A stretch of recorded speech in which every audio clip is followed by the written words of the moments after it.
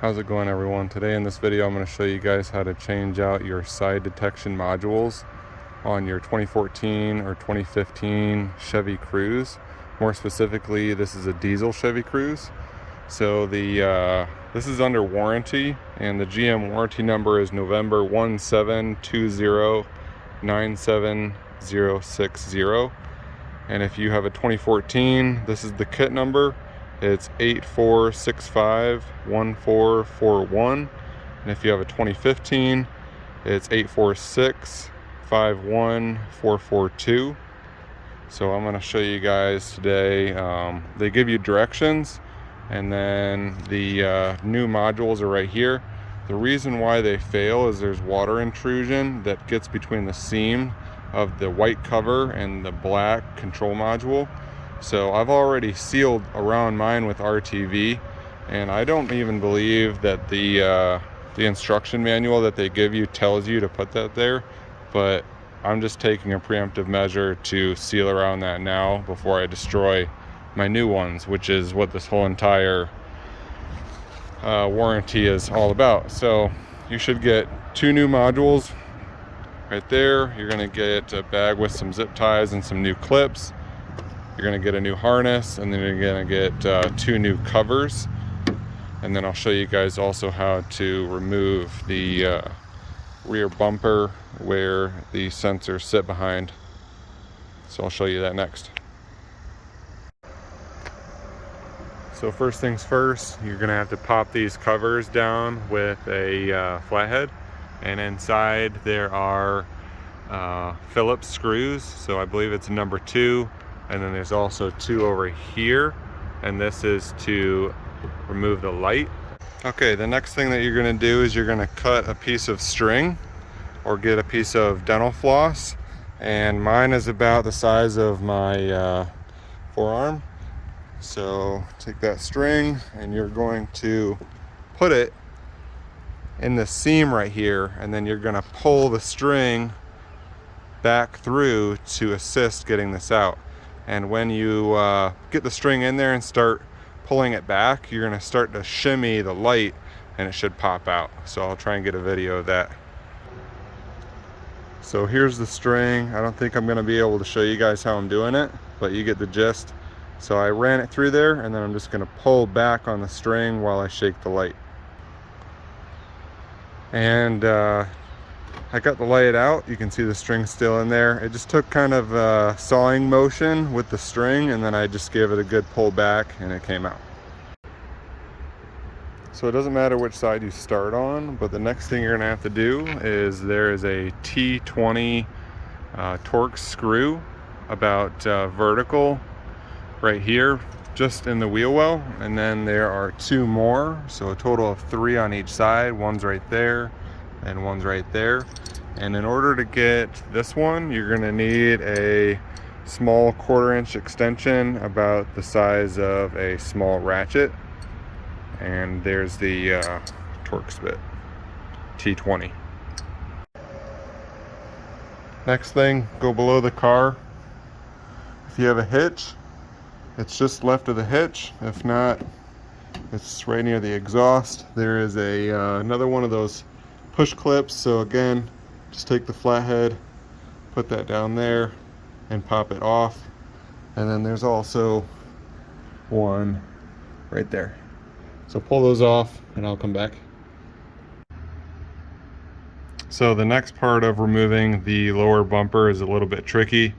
If you care about the paint, unlike myself, because this is a work car for me, take a piece of paper, maybe not your instructions, but run it between the seam of the bumper and pull it out of the bumper until it just barely hangs in the edge, and then maybe tape the sides, because what you're going to be doing is taking the thinnest shank flathead that you own, and you're going to be running it between that seam, and you're going to be prying on this ledge right here, and you may or may not start messing up the paint. If you don't care, then don't use a piece of paper, because you're going to be able to see where those clips are better. So I'll show you the way that you pull those clips out now. So earlier we pulled out the single vertical screw, which you can see the hole there. So pull the bumper out a little bit and then look inside, and you should be able to find a area about this wide where there is a empty space in the plastic, and where that hole is, there's a clip that lays up inside of the hole like this.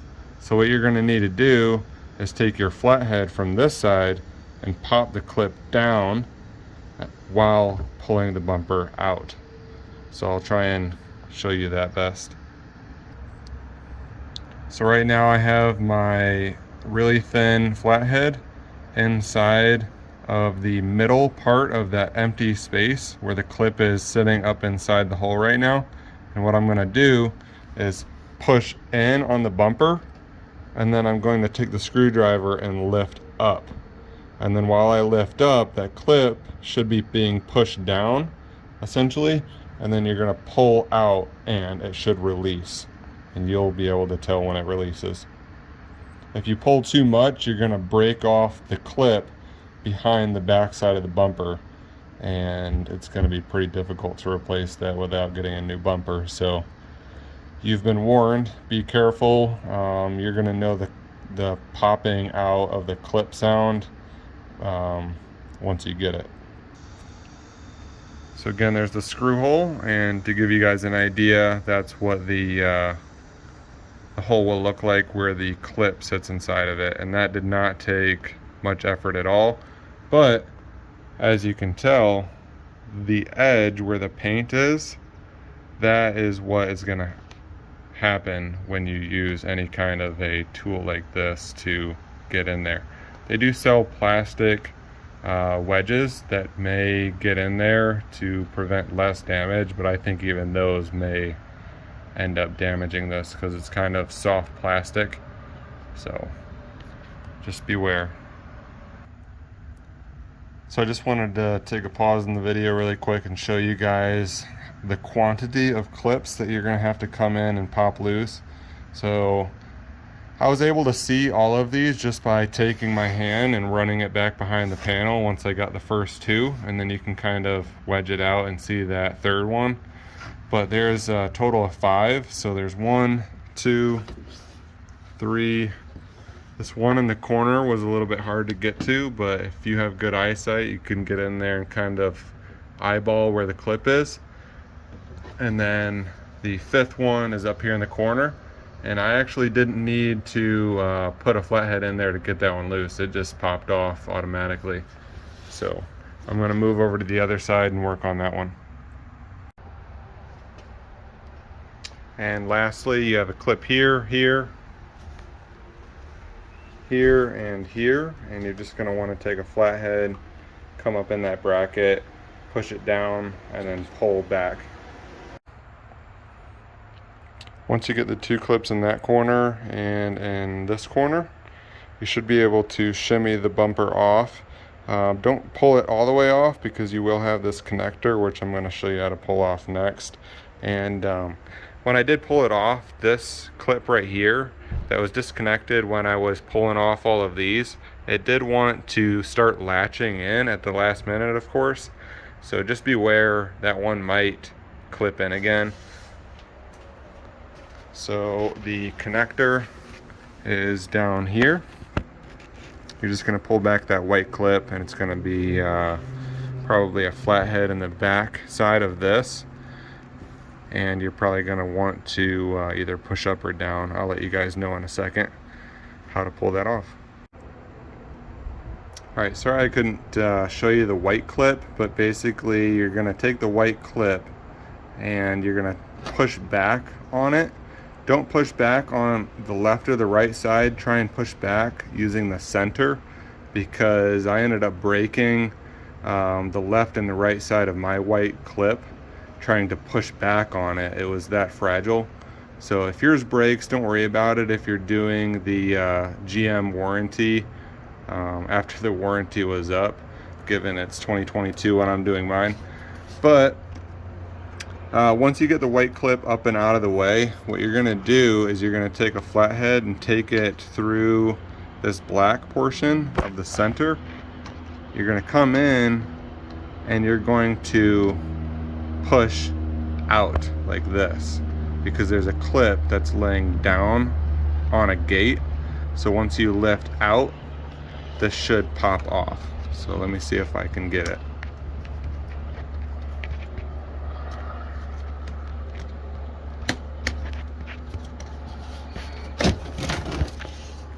So there it is. Right now, with the bumper off, I'm going to start removing the object sensor plugs in order to get this harness off of the bumper. So like many of us, either we left the computer module hooked up, or we took the module off and just left the open plug. So mine, I took off the sensor when it broke about 4 years ago, and just left it with nothing connected. But if yours is connected, disconnect that, and then what you're gonna do is you're gonna push down on the back of this clip and then take a flathead and just kind of work it off like that. Next thing, once you have all of the object sensors disconnected, come up here and take a flathead if you have to, and work the harness zip tie plugs out all the way down the line, and then you should have the harness free. To throw in the trash. Okay, so next you're gonna take your new covers, these guys, you're gonna lay these two ends with the two holes over these two holes right here. Now there's a left and there's a right. The way you'll know the difference is you can see right where the holes are. Whereas if you were to put this one on this side, it would not line up. So as you can see, all of my holes line up. Next thing you're gonna do is grab a 1/4-inch drill bit, put it in a drill obviously, and then once you have the two holes lined up, hold this steady and against the bumper as flush as you can, and you're gonna drill through that hole right there on both sides. When drilling it, before I started, I just made sure that the holes were all lined up, and then I had my foot on the bumper while I drilled that hole. So you can see when you hold it flush, I drilled it completely straight on.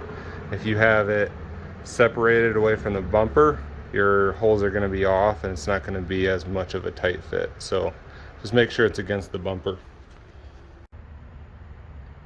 Alright, so once the holes are drilled, you can pull the cover off and get ready to install the module. I know this looks a little bit different than earlier when you guys saw it. So I put some really thin tape around the whole entire piece just to, protect it a little bit more if the RTV were to wear away when I go to push the unit in. And I think it also helps kind of glide in when you go to push it through. So if you guys don't have any tape like this, just use some clear Scotch tape. That should do the trick. Just remember, it's got to be pretty thin because it's a tight fit going into the new cover. Well, the old cover, but once you put that on. So the way you install this is it sits over the ledge right there, and that's what keeps it held in, is this clip right here. So the plug is going to be on the bottom side, and then you're just going to do the same over there. So the only difference from that side is the clip is on the bottom, so your plug is going to come in on the top. So I'll show you guys how to put this in. Pretty simple. If yours doesn't go in very well, you're gonna have to clean the dirt and debris out of the corner back here. So I had to do that once already. So there you go. And then that clip, just make sure it goes over the ledge right there. And it's all done. So the next thing you're gonna do is lay out the new harness. Remember, the harness is gonna be with the purple side more on the left side of the car.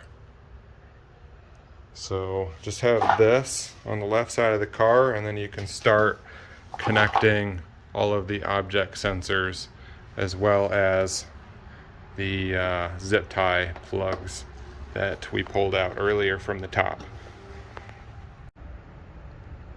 Alright, so when you go to do your object sensors and connect the new harness, you should have an audible click on each one of these four. And then the reason I haven't hooked up the module one yet is I know it's not included, but you should have two zip ties that aren't in your bag. You're going to want those, I think, because at least on my plug, this sits loose and they come into the back of the plug and they could very easily be pulled out or shake with time and eventually break off on the back side of the inside of this plug. So if we can zip tie it up in this corner here, I think that'll really help eliminate it from breaking in the near future. So I'll show you that in just a sec. Okay, so this is the end result. I took the zip tie and I just wrapped it around the end right there, pulled it tight to keep that wire held against the back side of the shell of the connector. And then the next thing I'm going to be doing is putting all of them down on the control modules, and then obviously cutting the ends of my zip ties. Alright, next thing you're going to want the little parts bag with the zip tie connectors and then your four.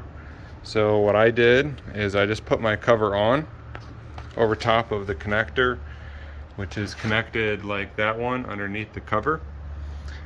And then once it's on, this is on the driver side of the car. You're going to push it, the cover in as flush as you can. Push that zip tie connector that's already on your harness into this corner. And then this one, you're going to want to pull it as tight as you can against this cover with this zip tie connector. Attach it and push it through this hole again as close as you can this way, because if you pull it this way, it's just going to be bending those wires. So I want as much room as I can to keep those wires straight and vertical. So I'll try and show you that as best as I can. Alright, so that's the end result of this one. Again, I kept it flush, and then I kind of angled this off at like a 45-degree angle around this corner. And then I pulled it quite tight, obviously not too tight because you don't want to break this zip tie connector. And then as you can tell, you kind of have a nice loop so that you're not putting a great deal of an angle on those wires. And then I'm just going to do the same to the other side. Okay, so the next thing I'm going to do, this is how I routed the passenger side. I'm going to cut the ends of the zip ties off both sides, and then those other clips, you're just going to take two of them and put them in your new 1/4-inch hole at the tops. So I'll come back and I'll show you those.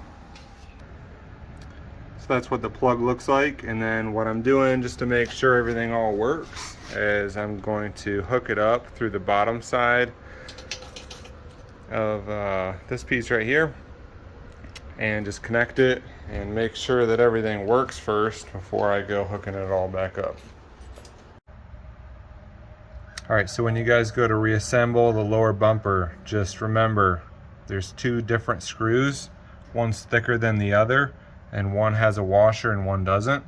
The one with the washer is the one that goes vertically right here. If you accidentally use this one in this spot, you're probably going to end up wallowing out the hole, and then it's going to be ruined and you won't be able to put this one in.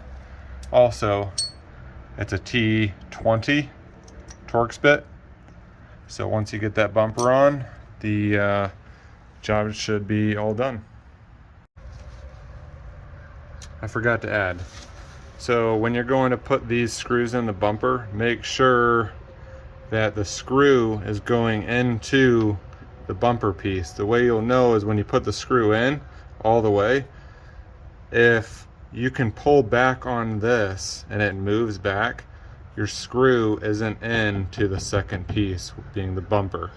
So you're going to want to make sure to push this all the way in, and you can see that second hole before you start to put the screw in.